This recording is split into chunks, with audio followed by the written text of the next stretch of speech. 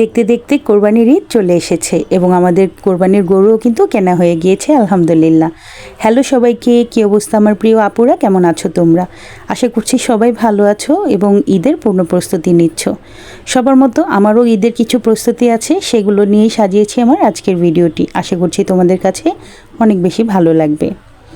তো আমার ভাই সারাদিন হাটে ঘোরাঘুরি করে অবশেষে গরু নিয়ে এসেছে। বাচ্চারা তো অনেক বেশি খুশি, ওরা গরুর জন্য একদম অস্থির হয়েছিল কখন বাসায় গরু কিনে নিয়ে আসবে।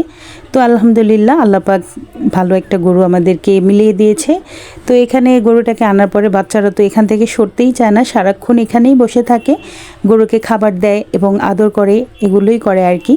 তো এইদিকে আমার আহনাব বেবিও এসেছে গরুটা দেখার জন্য। মাশাআল্লাহ গরুটা খুব শান্তশিষ্ট ছিল, আমার খুব পছন্দ হয়েছে, ভালো লেগেছে।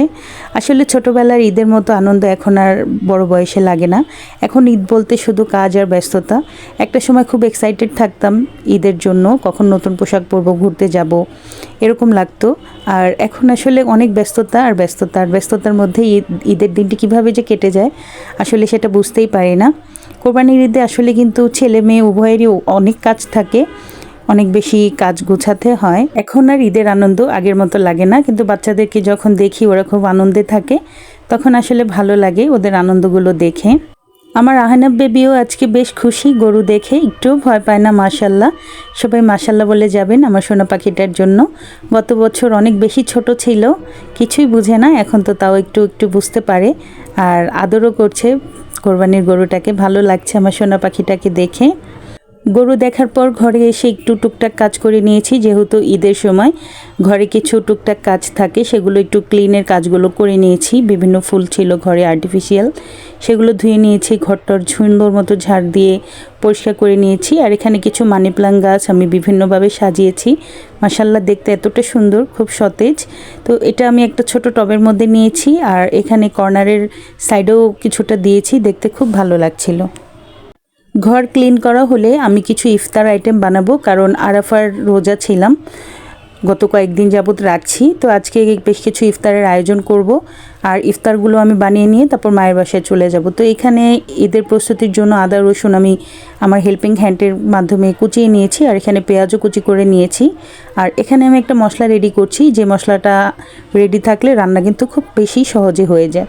এখানে আমি কয়েক রকমের মশলা নিয়েছি, এখানে ছিল গোলমরিচ, ছিল লং, পোস্তদানা, জিরা, এলাচ, জয়ত্রী, আরও বিভিন্ন রকমের মশলা নিয়ে এটা আমি হালকা একটু চুলোর মধ্যে একটু মচমচে করে নিব। এটা কিন্তু একদম ভাজা হবে না, এটা জাস্ট একটু গরমের তাপে এটা একটু মুচমুচে হলে ব্লেন্ড করতে সুবিধা হবে। তো এখানে আমি সবগুলো ইনগ্রেডিয়েন্টস একসাথে দিয়ে একটু নেড়েচেড়ে হালকা একটু মচমচে করে নিয়েছি। তারপর একটা ব্লেন্ডারের জারে করে গুঁড়ো করে নিয়ে তারপর একটা জারের মধ্যে আমি ঢেলে রাখলাম। এই মশলাটা আমি সবসময় এভাবে করে রেডি করে রাখি, তাহলে রান্নার ক্ষেত্রে অনেক বেশি হেল্প হয়। আর এখন যেহেতু কোরবানির ঈদ, খুব ঘন ঘন মাংস রান্না করা হয়, তো চটজলদি এই মশলাটা ইউজ করা যায়। আপনারা চাইলে রেসিপিটা দেখে নিতে পারেন।